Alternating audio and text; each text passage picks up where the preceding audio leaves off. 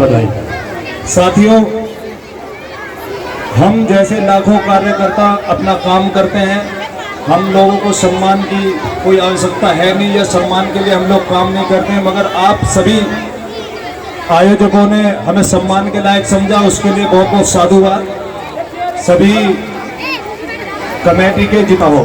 तो जन्मदिन का अर्थ होता है उस दिन उस इंसान का इस धरती पे आगमन, और धरती पे आगमन का अर्थ होता है आप हम में से किसी को भी आप समझ लीजिए, जिस दिन कोई इंसान इस धरती पे आता है तो वो बड़ा शुद्ध, उसके विचारों में कोई भी शुद्धि नहीं होती, उसके अंदर कोई रोग नहीं होता, और बिल्कुल सबके लिए, अगर वो दुश्मन के सामने भी खड़ा है तो दुश्मन को भी वो दुश्मन नहीं समझता है, क्योंकि वो शुद्ध होता है एकदम, विचारों से भी, तन मन सब चीज से वो शुद्ध होता है।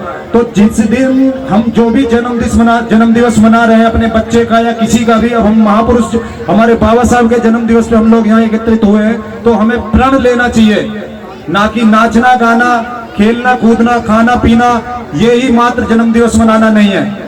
हमें प्रण लेना चाहिए, हम क्या काम कर रहे हैं, हम कहाँ जा रहे हैं, हमारे पीछे, जैसे अभी शशि भूषण जी हमारे साथी ने बताया कि हम एक एक कदम फूक फूक के रखते हैं, क्योंकि हमारे पीछे हमारा परिवार चला आ रहा है, हमारी आने वाली पीढ़ियां चली आ रही हैं। तो मैं सभी छोटे बड़े भाइयों से, क्योंकि मैं पूरे देश में घूमता हूँ, लगभग 15-16 स्टेट में मैं घूम चुका हूँ, काम कर चुका हूँ, कर भी रहा हूँ, करता रहूंगा जीवन भर। तो मैंने एक ही समस्या पाई है, हमारे समाज के बीच में लोग नशा बीड़ी गुटखा घरेलू झगड़ा विवाद, और काम जरूरी नहीं है कि आपको नौकरी मिले, आप कुछ भी काम करिए, आजीविका अपनी बनाइए, अपने परिवार को चलाइए। सबसे पहले हम लोगों को नशे से दूर होना होगा। हम लोग मंचों पे चढ़ के भाषण दे देते हैं और मंच से नीचे उतरते ही सबसे पहले बीड़ी पीने वाला होगा बीड़ी पिएगा, गुटखा वाला होगा गुटखा फाड़ के खाएगा। हमें सुधार अपने अंदर से करना होगा, तभी हमारा ये जन्म दिवस कोई भी प्रोग्राम तभी हमारा सफल होगा जब हमारे अंदर सुधार होगा। बाबा साहब और भी हमारे महापुरुष, हमारे परिवार में भी कोई अच्छा इंसान हो सकता है, हमारे मोहल्ले समाज में भी कोई अच्छा इंसान हो सकता है। हम सभी लोग उससे प्रेरणा लें और अपने जीवन को सुधारें, और उसके बाद हम लोग समाज में जाकर के लोगों के बीच में काम करने का काम करें। साथियों, ये तो मैं आपको जन्म दिवस के बारे में बता रहा था, आपको सिर्फ मैं एक बात और बता देता हूँ।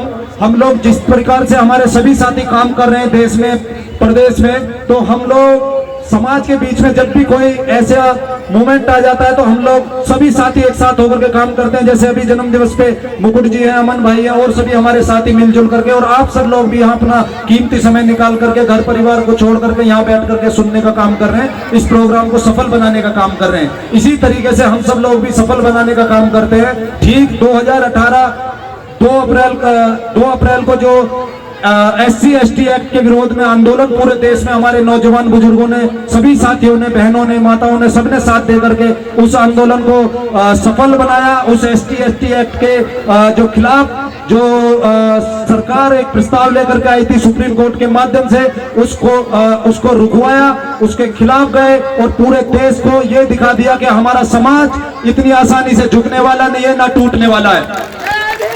जिसमें साथियों पूरे देश से हमारे 13 भाई शहीद हुए, जिनके लिए हमने अगले वर्ष 2019 2 अप्रैल को दिल्ली में एक बहुजन सम्मान महासभा का आयोजन किया था, जिसमें सभी को जो परिवार से हमारे साथी इस आंदोलन में शहीद हुए थे, सबको उनकी बच्चे की मूर्ति दी गई थी। एक हमारा भाई हमारे गाजियाबाद के आंदोलन में यहाँ से पप्पू लाइनमैन आप जानते होंगे, उनका एक बच्चा यहाँ से शहीद हुआ था, उसकी भी हमने उनको मूर्ति दी थी, मगर ये हमारे लिए दुख का विषय है कि हम उसकी मूर्ति अभी तक स्थापित नहीं कर पाए। मगर हम यहाँ आप लोगों के क्षेत्र में इस बात को बोल रहे हैं कि हम वो चीज भूले नहीं है, सही समय पर हम उसके लिए सही कदम उठाएंगे। और उस SC/ST एक्ट के आंदोलन में मैं भी 1.5 महीना लगभग जेल में रहा हूँ। जेल हमारे बहुजन समाज के लोगों से भरी हुई है, उसके पीछे सिर्फ और सिर्फ मैं 2 मिनट में अपनी बात खत्म करूंगा, क्योंकि जेल के अंदर का जो मेरा अनुभव रहा है मैं आप सब साथियों से थोड़ा शेयर करना चाहता हूं। साथियों, जेल के अंदर मैंने जो देखा 5 कैटेगरी के लोग हैं, केवल 5 कैटेगरी के लोग हैं, केवल 5 कैटेगरी में से 4 कैटेगरी के लोग 95% भरे पड़े हैं। और वो 4 कैटेगरी हमारे दिमाग के अंदर पैदा होती है, दिमाग की बीमारी है। अगर हम चाहें तो उसको अपने दिमाग में संयमित करके, दिमाग से कंट्रोल करके उस क्राइम को हम हिस्सा ही ना बने और जेल में हमें जाना ही ना पड़े। पहली कैटेगरी काम, क्रोध, नशा, लालच, और 5वीं है षड्यंत्र। षड्यंत्र से हम लोग बच नहीं सकते। हम लोग यहाँ प्रोग्राम में बैठे हैं, कहीं किसी का मर्डर हो जाए, उसमें नाम लिखवा दिया जाए भारत गौतम ने किया है, या वो भी शामिल था, तो षड्यंत्र में मुझे, षड्यंत्र के तहत मुझे जेल जाना पड़ेगा। मगर जो काम, क्रोध, नशा, लालच, ये हमारे हाथ में है, हम खुद करते हैं, हमारे दिमाग में पैदा होता है, उसके द्वारा फिर हमारे शरीर से कोई ना कोई क्राइम होता है और फिर हमें जेल जाना पड़ता है। मैंने जेल के अंदर एक एक इंसान एक कहानी है, वहां सबको मैंने एक एक दिन जिया है, समझा है। तो ये जो 4 कैटेगरी है, सभी साथियों से मैं कहना चाहूंगा, सभी मेरे जो नौजवान बुजुर्ग जो भी बैठे हैं, ये हमारे दिमाग की बीमारी है, इन्हें हमें कंट्रोल करना चाहिए, जिससे कि हम अपने घर परिवार को चला सकें। जेल में जाकर के ये नहीं कि हम जेल चले गए और हमारे परिवार वाले वकीलों की फीस भरते हुए और छोटे बड़े लोगों से ब्याज पे पैसा लेकर के हमारी कोर्ट कचहरी का आना जाना करते रहे। तो सभी से मेरा अनुरोध है, बहुत बड़ी लड़ाई है, समाज हमारा बहुत मजबूत है, बहुत बड़ा है, हमारे अंदर कमियां हैं। जो इंसान अपनी कमियों को दूर नहीं कर सकता, वो किसी भी लड़ाई में कभी नहीं जीत सकता। हमारे अंदर सबसे बड़ी कमी नशा है, हमारे अंदर सबसे बड़ी कमी घर का कलेश है, हमारे अंदर सबसे बड़ी कमी एक दूसरे की टांग खिंचाई है। साथियों, सभी से मेरा ये हाथ जोड़ के विनती है, सब एक साथ होकर, एकजुट होकर एक दूसरे का साथ दें, नशे को त्यागें। बच्चों के खातिर, अपने आने वाली नस्लों के खातिर हमें इस नशे से दूर चलना होगा।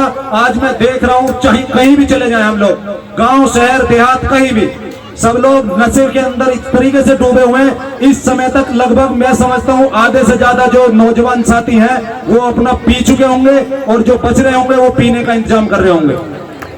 नशे पे हमारा सबसे पहला प्रहार होना है।